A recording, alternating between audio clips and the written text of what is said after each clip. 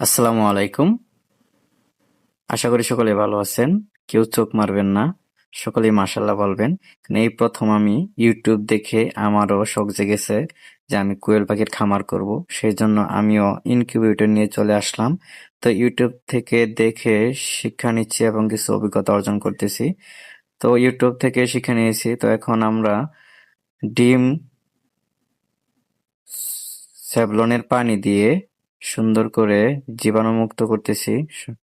প্রথমে স্যাভলন দিয়েছি, পানি দিয়েছি। পানি দেওয়ার পর ডিমগুলো পানিতে রেখে একটা একটা তুলে শুকনা কাপড় দিয়ে মুছে এবং টিস্যু দিয়ে সুন্দর করে মুছে আলাদা একটি ক্যারেটে রাখতেছি। তো দেখা যাক, ইউটিউব থেকে দেখেছি ওনারা যেভাবে যেভাবে বলছে আমরাও চেষ্টা করতেছি। তো সর্বশেষ প্রায় শেষের দিকে ডিমগুলো হয়ে গেছে জীবাণুমুক্ত করা।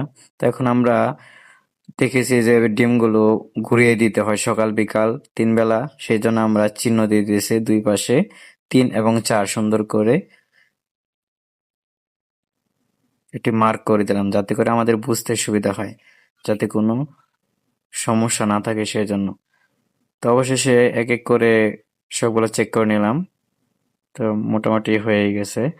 তো এরপরে হচ্ছে আমাদের পরবর্তী যে ডিমগুলো ইনকিউবেটরে দিতে হবে। তার আগে আরো কিছু কাজ আছে, যে ইনকিউবেটরের ভিতরে সুন্দর করে সুতি কাপড় দিয়ে সুন্দর করে ডেকে নিতে হবে। ইনকিউবেটরের তাপমাত্রা মেপে নিতে হবে। তো সর্বোপরি সবকিছু চেক করে নিলাম। তো ইউটিউবে আসলে অনেক ভালো কিছু আছে। অনেক খামারিরা, অনেক বড় বড় পেজের ভাইয়েরা অনেক কিছু তুলে ধরেন। সেগুলো থেকে শিক্ষা নিয়ে আমার এই কাজ করা এবং আগ্রহ।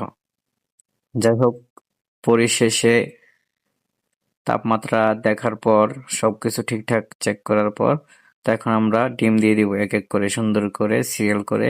তো আমরা এখন এক উপরে দিয়ে দিচ্ছি এবং পরে ৫-৬ ঘন্টা পর পর আমরা চেঞ্জ করে উলট পালট করে দিব, যাতে করে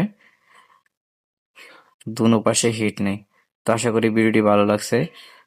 সকলেই দোয়া করবেন যেন আমার ডিমগুলো ফুটে বাচ্চা বের হয়। ধন্যবাদ সকলকে।